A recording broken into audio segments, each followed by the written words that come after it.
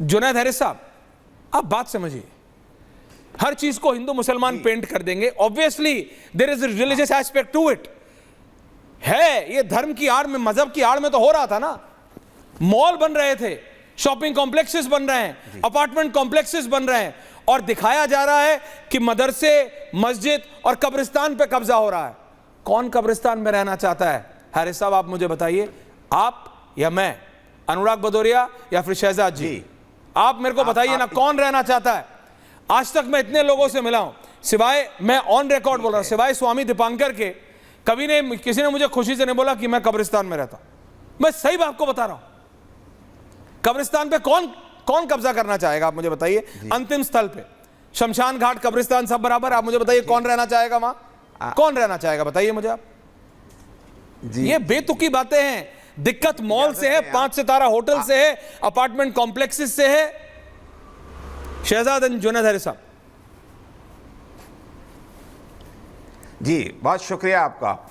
मैं एक चीज़ तो आपको बता दूं ऐश्वर्या जी, मेरे लिए बहुत सख्त ताज्जुब की बात है कि अभी भदौरिया जी ने आपको फूल बरसाने वाली बात बताई थी तो आप पूरी तरह से उसे नकार गए। मैं आपको बता दूं, मैंने अपने ऊपर भी फूल पाया है, और आपको बता दूं इसी जयपुर में लोग अभी नमाज़ पढ़ने जा रहे थे तो हिंदू फूल बरसा रहे थे। मुसलमान नवरात्र पर बरसा चुके हैं, नवरात्र पर भी उनका वो आ चुका है। सुनिए मेरी बात। और तो हम ऐसी चीज़ों को नहीं बढ़ावा देते हैं, ये आग, ये नफ़रत, ये जिन लोग बढ़ावा देते हैं, इसमें कोई शक नहीं है कि ऐसे लोगों के खिलाफ सख्त कार्रवाई होनी चाहिए। लेकिन जो हमारे समाज के अंदर मोहब्बत और भाईचारा है वो भी दिखाया जाना चाहिए। एक चीज़। दूसरी बात यह है कि आपने अभी मॉल की बात की और दूसरी चीज़ों की बात की। मैं बड़े खुले लफ्ज़ों में वेलकम करता हूँ कि इसमें कोई शक नहीं है कि मुसलमानों ने जिस ज़मीन को दिया था ख़ास मकसद के लिए, उस मकसद का सही इस्तेमाल नहीं हुआ। बीजेपी सत्ता पक्ष को रिप्रेजेंट कर रहे हैं शहजाद साहब इस वक्त, ये बिल्कुल क्लियर करें इस बात को कि उन ज़मीनों को वापस लाने के लिए, उन मालों को तोड़ने के लिए, उन लोगों करने के लिए इन्होंने क्या नीति अख्तियार कर रखी है। हम उसका वेलकम करते हैं कि मुसलमानों के बिल्कुल, हम इस चीज़ में बिल्कुल ये नहीं कह रहे हैं कि हम विपक्ष में नहीं खड़े इस मामले में। आप कह रहे हैं कि मुसलमानों के भले के लिए, तो ये बता दें। तीसरी बात, एक बात और मैं कह दे रहा हूं, उसको भी सुन लें कि जब कोई चीज़ वक्फ करता है मुसलमान तो उसके साथ साथ उसका मकसद भी बताता है कि ये है, और उसका मकसद चेंज नहीं होता है। मैं समझता हूं कि शहजाद साहब इस वक्त मकसद बताएंगे कि मुसलमानों ने जो वक्फ कर रखा है वो क्या क्या चीज़ें हैं और किन किन मकसद के लिए कर रखा है, ताकि अब उसका सही इस्तेमाल करने के लिए क्या स्ट्रेटजी तैयार कर रखी है सत्ता पार्टी ने यानी बीजेपी ने। ये क्लियर करने तो फिर हम आगे की मैं बात। शहजाद जवाब दे रहे हैं। शहजाद जी देखिए, शहजाद जी, पहले तो पुराने कानूनों में कोई सख्त सजा ही नहीं थी, ना तो मुत्तवली के लिए, ना वक्फ के उन एडमिनिस्ट्रेटर्स के लिए जो वक्फ की गई ज़मीन जिसका पर्पस होता था कि अल्लाह के नाम पर उसको दान करना है, वो कहीं पर बियर बार, कहीं पर होटल, कहीं पर मॉल चलाने के लिए इस्तेमाल की गई। तो आज तो आपके पास वो कानूनी हथियार है कि जिन लोगों ने भी ये पास्ट में किया है या आगे सोचेंगे करने की, उनके ऊपर कानूनी कार्रवाई की जाए। दूसरी बात, हर एक वक्फ प्रॉपर्टी जो है वो डिजिटाइज होगी, उसका अकाउंट होगा, ट्रांसपेरेंटली मैनेज होगी, और कोई भी एलियनेशन ऑफ वक्फ प्रॉपर्टी अब मुमकिन नहीं होगा। तीसरी बात, जो महिलाओं का अधिकार उसमें सुनिश्चित नहीं किया जाता था, अब जो बेवा है, जो तलाकशुदा है, जो महिलाएं हैं, उनके अधिकार को काट कर वक्फ किया नहीं जा पाएगा, और वक्फ जो है वो करने के बाद इंश्योर किया जाएगा कि जो गरीब है, बच्चे हैं और जो महिलाएं हैं, उनके अधिकार उनको मिले। अब मैं आपसे पूछना चाहता हूं मान्यवर, आपने बोला मोहब्बत और नफरत की बात, तो बताइए कि जब औरंगजेब को रहमतुल्लाह कहा गया, वही औरंगजेब जिसने मंदिर तोड़े, जिजिया लगाया, धर्मांतरण किए और जिस प्रकार से हिंदुओं का नरसंहार किया, तो कितनी बार आपने कहा कि औरंगजेब का हम खंडन करते हैं और अब्बू आजमी जैसे लोगों का खंडन करते हैं। आप तो मोहब्बत की पैगाम लेकर आए ना। एपीजे अब्दुल कलाम के नाम पर रास्ता रखा गया तो उसका विरोध किया गया क्योंकि औरंगजेब रहमतुल्लाह के नाम पर रास्ता होना चाहिए। नमाज जनाजा जब होता है याकूब का, उसमें लोग पहुंच जाते हैं, पर नमाज जनाजा होता है एपीजे अब्दुल कलाम का तो गायब हो जाते हैं। ये मोहब्बत है या नफरत है, आप सोच लीजिए। अब आपने कहा कि फूल बरसाने की बात, बात बिल्कुल सही बात है। ये ताहिर हुसैन फूल बरसा रहा था, ये बहराइच में राम गोपाल मिश्रा पे भी फूल बरसाए जा रहे थे, ये बिहार से लेकर झारखंड और बंगाल में रामनवमी की यात्रा निकलती है तो उधर भी फूल ही बरसाए जाते हैं। मस्जिद के पास चले जाओ और कोई डीजे पे म्यूजिक चला रहा है तो उस पर फूल ही बरसते हैं ना मौलाना साहब। पर छोड़ देते हैं, मैं आना चाहता हूं अनुराग जी पर, क्योंकि मौलाना से मेरी बहस नहीं है। मौलाना तो खुद एक विक्टिम है इस वक्फ सिस्टम का। मैं तो मानता हूं ये हारिस साहब तो बहुत अच्छे सभ्य व्यक्ति है, पर मैं अनुराग जी से पूछा, अनुराग जी ने बोला देश के मुद्दों पर ऐश्वर्या चर्चा नहीं होती। आप ऐश्वर्या अभी फैक्ट चेक कीजिए आपके प्रोड्यूसर को बोलकर, 1500 ट्वीट और बयान समाजवादी पार्टी के नेता के वक्फ पे आए, इंक्लूडिंग अखिलेश यादव। अब मैं आपको 5 मुद्दे बताता हूं, इस पे समाजवादी का एक बयान हो। 25,000 जॉब्स कैंसिल हुए बंगाल में, एक स्टेटमेंट हो तो बताओ। स्टूडेंट को लाठीचार्ज किया गया तेलंगाना में, एक स्टेटमेंट हो तो बताओ। कर्नाटका में परमेश्वर बोलता है कि लड़कियों के साथ बलात्कार होना इंसिडेंट शर्म आनी चाहिए। बस फेयर का हाइक किया गया कर्नाटका में, पैसों का एक स्टेटमेंट आया हो। और हिमाचल में और कर्नाटका में डीजल के दाम बढ़ाए गए, एक स्टेटमेंट दिया हो, एक स्टेटमेंट दिया हो समाजवादी पार्टी के एक नेता ने, तो मैं अभी इस डिबेट में माफी मांगूंगा। Point taken Shehzad, breaking news आ रही है मेरे पास। वक्फ कानून लागू होते ही एक्शन में है उत्तर प्रदेश की योगी सरकार। जिला अल्पसंख्यक अधिकारियों को आदेश दिया गया है कि वक्फ की संपत्तियों का ब्यौरा मांगा गया। मौजूदा कानून के अनुसार यूपी वक्फ बोर्ड में संशोधन होगा। It's very very quick moving. UP government is moving very very quickly, very swiftly. बाबा की सरकार ने कुछ मिनटों पहले ये नोटिफाई हुआ है 7:01 या 2 मिनट पे। हमारे पास ये खबर आ रही है 7:31 पे। Baba is working very very quick on this. आप देख रहे हैं अनुराग भदौरिया जी क्या हो रहा है। मौलाना नदीमुद्दीन जी, मैं आपसे पूछ रहा हूं, मौलाना नदीमुद्दीन जी आप मेरे को बताइए। आ रहा हूं आदिल भाई, आ रहा हूं, आपसे शुरुआत किया था मैंने, इतने दिनों बाद है, हमेशा लास्ट में आता था, शुरुआत आपसे किया। मौलाना साहब बताइए ना क्या दिक्कत है।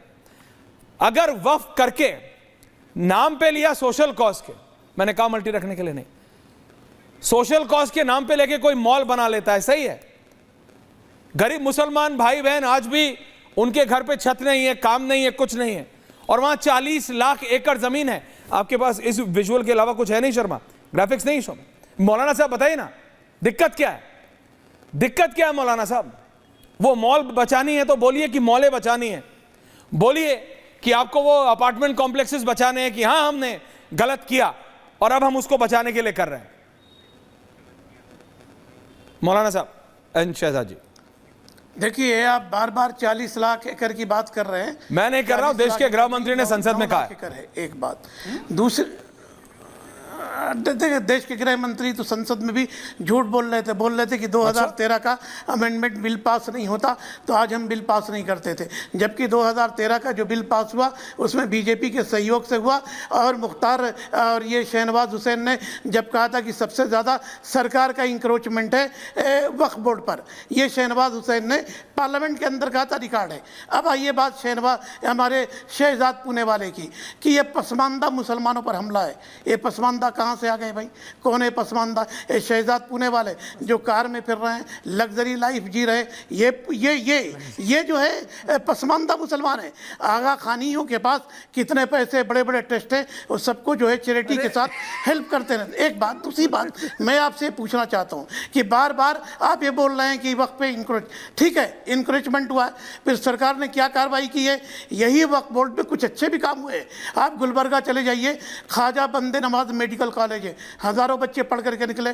फार्मा कॉलेज है, इंजीनियरिंग कॉलेज है, MCA है, MBA कॉलेजों का जाल बिछाया गया, उससे फ़ायदा मिला। अब आइए तेलंगाना के अंदर सैकड़ों जो है रेजिडेंशियल स्कूल बने हैं जहां पर 60% माइनॉरिटी के बच्चे हैं वक्फ लैंड पर और 40% नहीं इधर उधर की बात ना कीजिए मौलाना साहब, ये बताइए बस मुझे, आप बोलिए। मुझे अभी तक ये नहीं कोई बता पा रहा कि कब्रिस्तान में रहना कौन चाहता है, कब्रिस्तान पे कब्जा कौन करना चाहता है। आप मेरे को ये बताइए मौलाना साहब, बोला जा रहा है कि मदरसों पे कब्जा होगा, मस्जिदों पे कब्जा होगा, यानी पढ़ाई की जगह मदरसे, आस्था की जगह मस्जिद और अंतिम स्थल कब्रिस्तान, जबकि इन तीनों की बात ही नहीं है।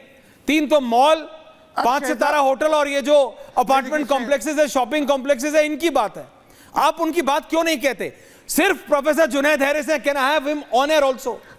अकेले प्रोफेसर जुनैद हैरिस है जो कहते हैं, मतलब उनका मेरे को काउंटर अभी तक समझ नहीं आया। वो कहते हैं हाँ मिसयूज हुआ है, वो मानते हैं, लेकिन फिर भी खिलाफत नहीं करते। तो मौलाना साहब, मौलाना नदीमुद्दीन जी प्लीज बताइए मेरे को कि आपको नहीं लगता कि मिसयूज हुआ है धर्म की आड़ से, धर्म की आड़ में, मजहब की आड़ में लोगों ने 5 सितारा होटल खोल लिए सुनिए सर, और आप बोलने के लिए तैयार नहीं है। सुनिए सुनाइए साहब, नहीं सुनिए, सुनाइए। आप शहजाद पूना वाले जब बोलते हैं तो आप इंटरप्ट नहीं करते हैं। मैं आपसे पूछ रहा हूं। हम लोग जब बोलते हैं तो आपको परेशानी आप चार करनी हो, होती है। मियां मैं चार कहता हो आप हूँ, लोग। अरे फोर, सुनिए फोर। बोलिए बोलिए। मैं कहता हूँ फोर हो आप नहीं, लोग। मैं कहता हूँ, अरे ठीक है, सुनिए सर, आप 4 हो। अच्छा बोलिए बोलिए बोलिए बोलिए। देखिए ये मैं कहता हूँ, देख सुनिए, इंकरेजमेंट हुआ है।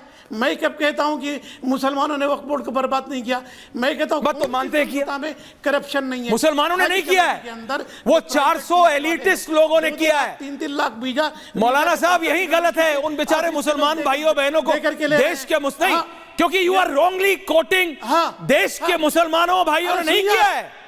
आप देश के मुसलमानों को ब्लेम मत कीजिए मौलाना साहब, आप गलत हैं। ओनली मी एंड मौलाना साहब फॉर 5 मिनट्स। सुनिए मौलाना साहब आप गलत हैं। नहीं, आपने कहा मुसलमानों ने आए, completely disagree and you should apologise.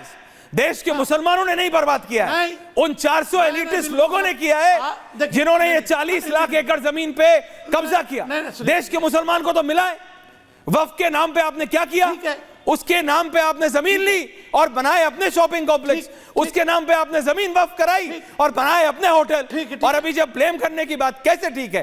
बिल्कुल ठीक नहीं है। उसके नाम पे जमीन लेके आपने आज जब पकड़े जा रहे हैं तो कह रहे हैं मुसलमानों ने बर्बाद किया। मुसलमानों ने नहीं बर्बाद किया, उन एलिटिस्ट लोगों ने बर्बाद किया जिन्होंने मुसलमान भाइयों बहनों के नाम पे कब्जा किया। अब सुनाइए, आप बोलिए। शहजाद ऑल्सो ऑन है। अरे भाई, जिन लोगों ने बर्बाद किया उन पर क्या कार्रवाई हुई? जिन लोगों ने तो अब होगी ना, उन पर क्या कार्रवाई हुई? अब होगी। आप तमाशा की बात कर रहे हैं। अनुराग जी ऑल्सो ऑन है। अरे क्या होगी? अब होगी। आपने कहा था मौलाना साद करुणा फैला रहे हैं, क्या साद पर कार्रवाई हुई? अरे क्यों झूठ बोल रहे हैं आप? 10 लाख एकड़ साउथ में टेम्पल के पास लैंड है, क्यों आप नहीं ले रहे? बीजेपी सरकार, मोदी सरकार अडानी अंबानी को देने के लिए ये वक्फ पर कब्जा कर रही है, ये वक्फ जमीन पर अडानी अंबानी को देने के लिए। अरे कौन होता है भाई? अमीरों ने गरीबों को नहीं दिया। सरकार का क्या रोल इसमें? सरकार को क्यों आना चाहिए? अभी योगी कह रहे हैं कि 1952 के बाद जो जमीन वक्फ के लिए दान दे दी गई, वक्फ के लिए दान दे दी गई, वक्फ नहीं मानी जाएगी। ये योगी कह रहे हैं 1952 के बाद। आप क्या बात कर रहे हैं? वक्फ लैंड पे कब्जा करने के लिए मैं ये कह रहा हूं सरकार मौलाना के पास साहब, आ रहा हूं आदिल भाई।